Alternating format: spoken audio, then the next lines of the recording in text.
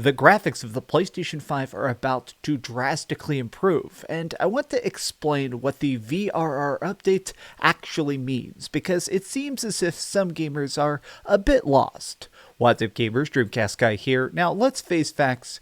The PlayStation 5 is already a very impressive beast. It has no load times, it's got some very beautiful games, and additionally, it does typically have some exceedingly high frame rates. Personally, I'm loving my PlayStation 5 a lot, but the Xbox Series X and the Xbox Series S has a feature that it doesn't have, which is VRR, variable refresh rate. Now, this is a term that doesn't seem to really make sense to a lot of people, and I want to try and break it down because it is something that, as somebody that plays on Xbox and PlayStation, right now the Xbox does look better, and that is for a big degree because of this thing called variable refresh rate.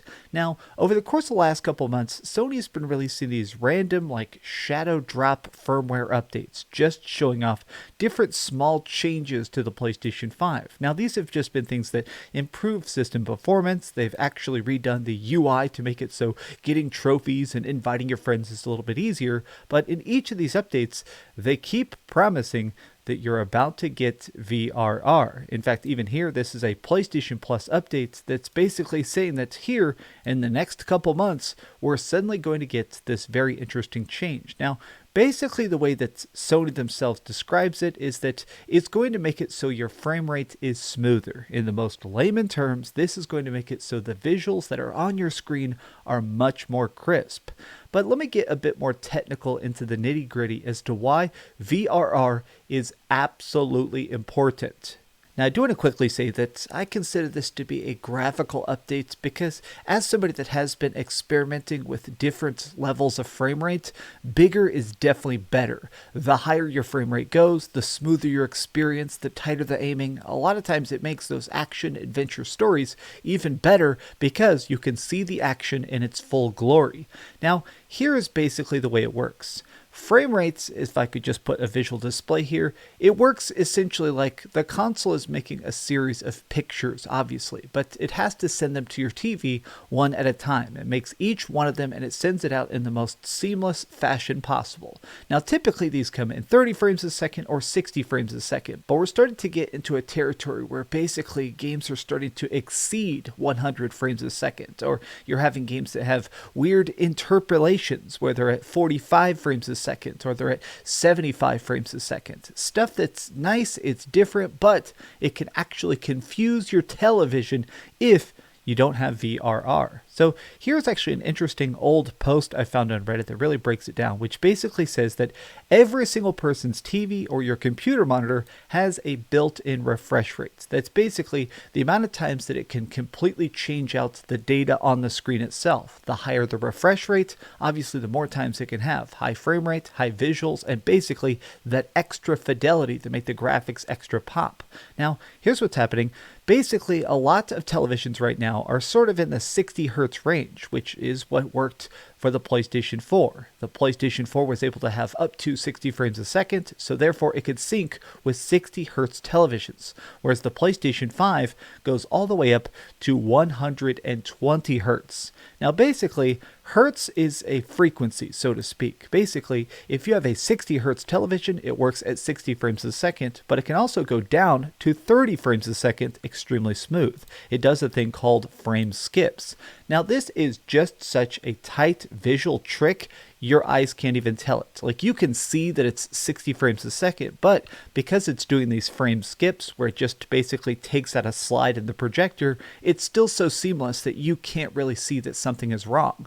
There is a major problem though when you start to go to those strange areas, basically like this. Let's say your game is at 70 frames a second. This is not good. The TV can't keep up with the frames and it's out of sync. 50 frames a second, also not good. The screen gets it right with the first frame, but then it isn't ready for that next frame, which is why you get screen tearing, which is basically two frames trying to be displayed at the same time in the same image, where you get like this weird mishmash breaking images. If you've ever seen screen tearing, it is annoying. It is something that completely breaks your immersion.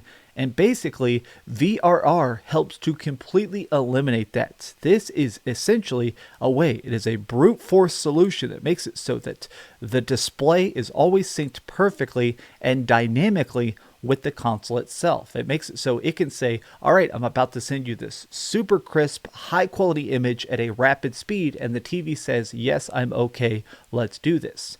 Now, let me be clear, I think this means two separate things at once. One, first and foremost, I do think this is signaling the fact that we're about to start to see more PlayStation 5 games exceeding 60 frames a second. I mean, a lot of games now, like even some recent stuff, Ghostwire Tokyo and stuff, these games look absolutely brilliant, even if you don't care for the open world design of the story of it. Visually, they are a freaking treat to behold. But sometimes while you're playing it, you can almost feel this tiny bit of throttling as it tries to keep itself running, whereas if it was able to go to its full maximum potential, perhaps you could see some indie games that are running at a higher FPS, stuff that's running at 100 frames a second. There's already Xbox Series X games that have been running at over 100 frames a second. 120 frames a second on Xbox Series X is simply bonkers. It truly melts my brain. Now, I want to show you a game that's actually running on Xbox and explain something about why I think it's going to make games like Spider-Man specifically look so much better. So this is Sea of Thieves. Even if you don't care about Sea of Thieves, the game is such a freaking spectacular technical marvel. Like, straight up, when you are sailing, this right here, that running in VRR, actually having the perfectly synced frame rate, every single ability to have it run at 50 hertz all the way up to a million hertz, it is so freaking clean. The images, the splashes of water, the explosions of cannons, it is flawless. And this makes it so that as you upgrade your TV or change things around with your visual display, this can always keep up. There is always an adaptive nature to make sure that what you're getting is the smoothest visual experience with no downtime, no stutters, no lag, just everything is game, game, game. Now, the reason I am just personally so excited about this is because of Spider-Man. I'm obviously completely obsessed with Spider-Man. That's why I made my entire console Spider-Man themed. I love, love, love Spidey.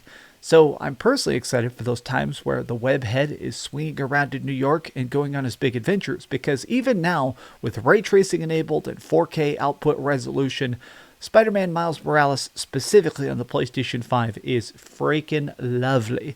But I'm curious how they can make that an even smoother experience, but I'm always curious to see what boundaries can be pushed from a technical aspect over at Sony, because I do think that Sony makes some of the most visually stunning games.